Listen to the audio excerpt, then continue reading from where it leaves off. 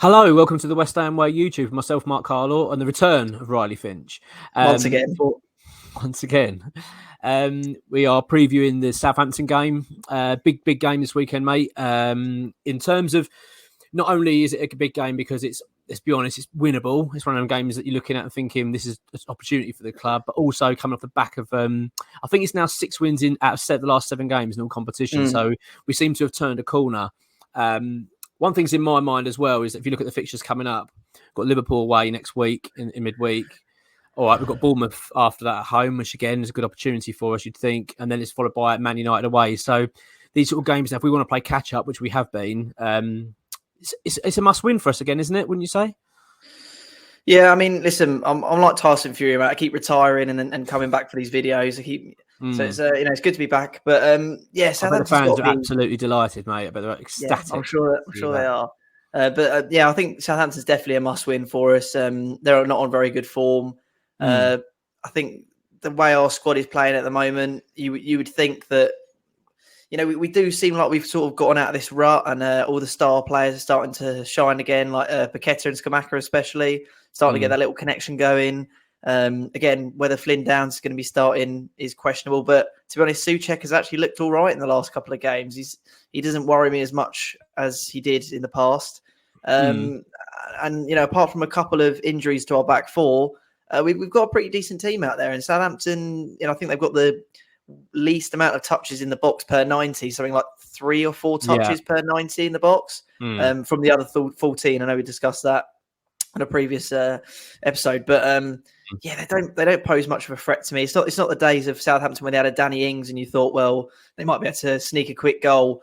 They don't have that kind of person, and their defense isn't what it used to be either. So I think it's a game we can really just go at them, and I think we'll score quite a few, to be honest. I mean, it's a tricky one because it's away from home, and let's be honest, I don't think there's any game in the Premier League that you necessarily say, "Oh, this is an easy." We can stroll up and we're going to win. Whatever game we walk into, it's going to be difficult. But I think you're right. I think the way Southampton have started this season, they're looking pretty poor. I believe their manager as well is under massive pressure, and for some reason, I don't know whether it's just me, I'm thinking this, but it always seems that we seem to be the sort of death knell for a lot of these managers. It happened, with Wolves, and it's happened a few times over the last couple of years. We seem to be like we're the final nail in the coffin for these managers. So it could well be the case again. I think if they lose, if Southampton lose at home tomorrow to West Ham, then you kind of think he could be pushed out the door because I believe he is under quite a lot of pressure there. But I think you're right. You look at their squad and you look at there's not much in it that you look at them and think that worries me. It certainly doesn't worry me at the moment. I generally think that we've got more than enough to deal with them tomorrow. I hope so anyway, because it really would be an incredible run of results. If you think if we win tomorrow, that's 7 wins from 8 games. I mean, that's pretty remarkable considering the fact that we were all very nervous, I think about 3 weeks ago, me especially. And all of a sudden now we're looking up and starting to feel that, I mean, if we win tomorrow, right, and Manchester City beat Liverpool, which, should happen, you'd imagine, we're above Liverpool by 3 points. And we've had a shocking start to the season. So, it's quite exciting. Football's a funny old game, mate, isn't it? But, are you feeling quite, I mean, I'm guessing you are then. Are you feeling confident of a win then? You're not feeling that, you don't think a draw would be a good result? I don't rate Southampton at all, to be honest, mate. I mean, when I did my predictions for the start of the season, I thought they were going to get relegated, and I still think they might.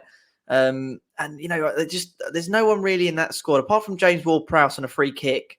There's no one in that squad really where you think they're just going to nick a cheeky goal. And like Fulham, if they had Mitrovic playing last week, you'd have said they could easily just chuck the ball up to Mitrovic and could easily quite get a goal. And then that puts us under the cosh like it did at the start of the game. Yeah. But no, with Southampton, I just don't see it. I just think quality wise as well. Like we're on a big high. I think Moyes had an interview the other week and said that like we're starting to believe again. We're starting to build something. Obviously, we spoke about it quite a lot, but the Conference League is a really good springboard for us to kind of get a bit of momentum and get some players playing well. And I thought Emerson and Bowen played really well midweek. Again, Flynn Downs, amazing talent. I think 3 man of the match performances in a row now. On the spin, 3 man of the match performances. Incredible from him. Southampton just don't.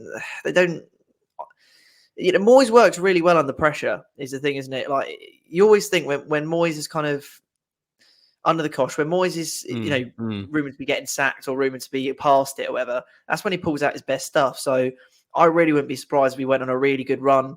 I mean, we are on a really good run, but if we continue to do a really good run, and I don't see any result happening with Southampton to where we're not winning the 3 points. To be honest with you, mate.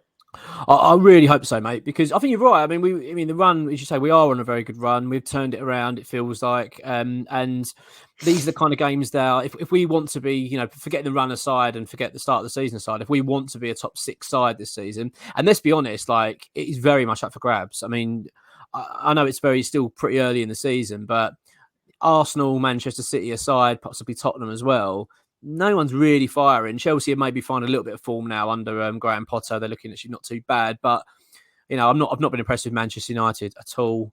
Wolves as well. I mean, they're battling to stay in the league at this stage. I mean, I'm sure they'll recover, but at the moment they're struggling. I mean, Leicester. I've just finished watching the Leicester Palace game, mate. I don't know if you watched that, but they were both shockingly poor. Like it was like watching a League Two game, in my opinion. Did it finish 0-0 in the end? 0-0, yeah, and it just never looked like no team looked like winning. The lack of quality was evident. And I appreciate, these teams are struggling for form, so that's the reason for it. But you're looking at these type teams thinking these should be the teams that are challenging us. I mean, your Leicesters and your Wolves and even arguably your Palaces, Brighton as well. They've just lost their manager. Arguably, this is actually a good opportunity for us this season. I mean, top 6 could really open up quite comfortably. I mean, I think if we could get a result against Southampton, that should be pushing us into the top half of the table. And then, as I say, you've got Liverpool away, Bournemouth, and then Manchester United.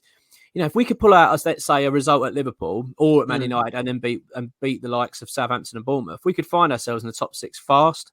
Which would be fantastic. And I'm actually quite optimistic. Like you say, I don't want to be too cocky because it is, we are away from home. It is the Premier League. We can't just walk into it thinking it's going to be a stroll because it won't. But ultimately, like the way we're playing and the fact that we've got players that are now in form, Jared Bowen, obviously now starting to really recapture that form that we've been used to for the last couple of seasons. Scamacca obviously looking very, very good. Paqueta as well, really picking up. And also we've got the injury front, which isn't looking too bad, actually. You've got Mikel Antonio, I've been told, is in the squad and will be available. I think even Kira will be available. I think it's the only issue that's been is surrounding the defence at the moment. There's a few question marks who's going to be available for that. I think isn't Zuma and Ogbonna both expected to be out for this game? So Ogbonna had a tight hamstring, so I'm guessing he won't be available anyway because obviously he's still recovering from his long-term injury, and I think Moyes alluded to that before the Anderlecht game and saying this is a perfect opportunity for him, but we're still building his fitness back up. And I don't think it was anything serious. I think he just signaled to the bench he could feel his hamstring getting tight and he wanted to come away from the match, which is understandable. And Zuma has got a cold, but I think that. I don't think it's anything serious. I think it's similar to what happened, although I don't think it's the same as Antonio, because I think Antonio was quite unwell. I don't think Zuma's particularly bad. I think it's the fact he's just shown a symptom that it could be COVID, i.e. he's got a cold. So I think that what they're doing is now the rules are effectively, I don't know whether it's all the clubs or certainly at West Ham, if you show any sign of a symptom of anything like that, they just isolate you straight away to stop any spread. So I don't think they've established if it's COVID or not yet. And if it isn't, then there's a chance he could feature tomorrow. And then you've obviously got, as we say, Kira's back in the squad as well. Dawson picked up a dead leg in the week. So I would imagine he's not available. That's my gut feeling with that. So that would be the only question mark is who's going to be playing in our central defence. I'm guessing it'll be Kira will be pulled back into the central role. That's my guess. And then possibly playing Ben Johnson at right back. That's been my guess. Do you not think we'll need Johnson and Kira to play centre back, and then we'll play like Soufal at right back? Possibly, yeah. That could possibly be the case. I'm trying to think whether, because obviously we were saying Dawson's not available, Ogbonna won't be. Yeah, possibly so. That could be the case then. Yeah, if Zuma's out, then I don't know whether for certain Zuma is out. I don't know what the latest is. I'm sure we'll provide an update soon. I think because of the isolation protocols and stuff, I think he probably will. And obviously, like he hasn't trained for a couple of days, so I think Moyes will probably opt to go for like the Johnson Kira link, and obviously that would bring Soufal back into the mix. Possibly so. Yeah, which is which is slight concern because we look quite solid at the back. But then, as you pointed out earlier, it's probably the best team to play in that scenario then, because Southampton have looked pretty toothless all season. So if we have to have a little bit of a makeshift back line, it might not be too bad. You'd hope anyway. So but ultimately, apart from maybe the question marks over our back line, we've put a pretty much solid side. So I'm going into it relatively confident. Actually, I actually think that we could do all right there. Going back to last week, then, mate. Fulham. Before we move on to other things, what was your feelings on that game? Was you pleased with the performance? The first couple of minutes, I think, we often start a game pretty well. We have like quite a few attacks at the start, and we seem to be doing well, and then we just lose the ball so poorly in transition. And someone who again has been in question this season, Fabianski, I think he's got to be saving that. Maybe it's a little bit harsh for me to say that, but a lot of people question Zuma's positioning. But I think at the end of the day, the ball comes to you at that angle. I think Fabianski's got to save it. And then, Dawson just shows what an asset he can be from both defensively and from corners. I mean, we haven't really looked very potent from corners recently. And, Dawson comes straight in and wins himself a penalty from one of the most bizarre interactions I've seen in a very long time. It really was odd, wasn't it? Really strange. Yeah. I don't know what he was thinking. I just don't know what the defender was thinking. I just couldn't work it out. Very weird. I mean, you can imagine if one of our players did that. I mean, I certainly wouldn't be pointing the finger at the referee. I'd be thinking, why have you done that? I'm very surprised at the backlash to that because I thought it was a fair decision. Bowen, obviously, we spoke about it before, looks like a competent penalty taker. He scores his penalty. I think Paqueta played really well. Skamaka's goal, he took it like an absolute champ. And then obviously... Another thing we've spoken about, Antonio comes in for his little super sub moment, the most Antonio-esque goal you'll ever see. Oh, mate, honestly. I mean, he's the only... I mean, that was a proper Antonio goal, wasn't it? Like, amazing. But, what he done well to win the ball like he did. I know people are arguing possibly handball, and they might have had a bit of a case for it. But, I mean, he goes for like a train, doesn't he? He goes on one-on-one and just the most awful shot. Did you... at the keeper. Did you happen to catch Match of the Day that day? I don't think I watched Match of the Day. I've seen the highlights. Obviously, I was at the game and I watched the highlights. I don't think I actually watched the Match of the Day report. No, why is that? Because Danny Murphy basically I saw you tweet about this. You tweeted about this, didn't you? I did tweet about this. He basically said that. Well, he basically said all of our goals shouldn't have counted, and he said that. The penalty as well. Yep, pretty much word for word. What he said was basically what we're saying is Fulham have won the game 1-0 and they can go home with a glass of wine and put their feet up and not worry about it anymore. And I just think that's the most bizarre comment for someone to make. You would never hear that. You'd never hear West Ham v Chelsea. Well, basically what we're saying is West Ham are drawing the game 2-2 because Cornet's goal should have counted. They don't say that, do they? No. They just hate West Ham. And, Danny Murphy is ex-Fulham. I don't know if that's got anything to do with it. But he said the first challenge on Dawson, if the ball had gone in, would have been a penalty. And then he said that the second one was 50-50. And then, coincidentally, the third one, which is a rinse repeat of all three, Dawson actually forearmed him in the face. And it should be a yellow card for both players, is what he said. I mean... So that's the strange pundit is Danny Murphy. I can't quite ever work out where his angles come from. Very strange. But that is, to say that none of those goals is ridiculous. Because one, it was a penalty. The referee had warned this player. I mean, how many times he warned him? 3 times, I believe, to stop trying to cut Dawson. Stop. He wasn't even looking at the ball. He was just staring at Dawson and just trying to block him. And he kept warning him. So I don't understand what his point is there. And I know they were talking about the Skamaka goal, saying it was a handball. Well, first of all, I know it was checked for 2 things, wasn't it? Offside and handball. And obviously given, great. And I didn't obviously see it being at the ground. And then when I watched the highlight, to this moment, I still don't get what the argument is for handball. I can't see the bit where they go, yeah, look, even if it's touched his hand, his hands are like next to him. It's not like he's guided it in any way. I don't really get the point of what they're saying. The Antonio one's the only one I could say, yeah, okay, possibly a handball. I'll give you that one.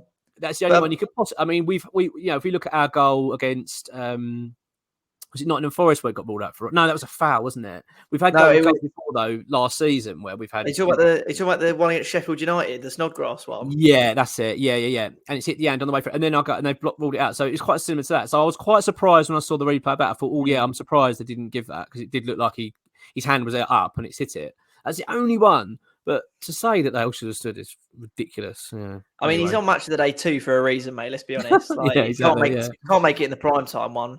And No, and funny exactly. enough, Exactly. Dion Dublin agreed with him, and he said it shouldn't have been a penalty. The goal shouldn't have counted. But either way, There we go. that's the Match of the Day take. My take is it was a great performance. Paqueta, great performance again. Skamaka, scoring 2 Premier League games on the bounce. Can he make it 3? I think he's on such good form at the moment. Scoreline, what you saying for the game? I've gone with 3-1 to West Ham. That's what I've put my prediction. Do you do the predictions league at all? By the way, I don't know if I've never spoke to you about this. Do you do No, that? I don't do the predictions league. I'm not very good at that kind of stuff. Just like granddad that's still, still doing your. I'm more fantasy football, mate. We don't talk about that. It's funny enough. That never comes up on the YouTube for some reason. Yeah, exactly. Can't imagine why. No, I'm doing all right on that. I've gone 3-1, mate. What are you thinking? I've gone 2-1. I think it's never a good thing to back West Ham to get a clean sheet. Even all the stuff we've said about West Ham not being, Southampton being toothless, not having that goal scorer. They'll find a way. West Ham just don't keep a clean sheet. They don't like to. And Fabianski's got mistaken him, and the makeshift defence worries me a tiny bit. But no, I think we'll score. I think it'll be one of those games. I think where we'll create a lot of chances, but I don't know how many we're actually going to score of them. And I'm backing Skamaka to get another goal. Yeah, I mean, he's playing well, mate. And I'm in the same boat. I actually think he will as well. I really, really rate him. He's one of my. I think out of all the players we've got signed so far this summer, don't get me wrong, we've signed a good few, and there's a few I'm very excited about. But he really reminds me of like a Dean Ashton, Harry Kane sort of style. We've got a really, really good striker around. So yeah, I'm with you, mate. West Ham win. It's coming in. It's coming in. Thanks for watching, everyone. Cheers.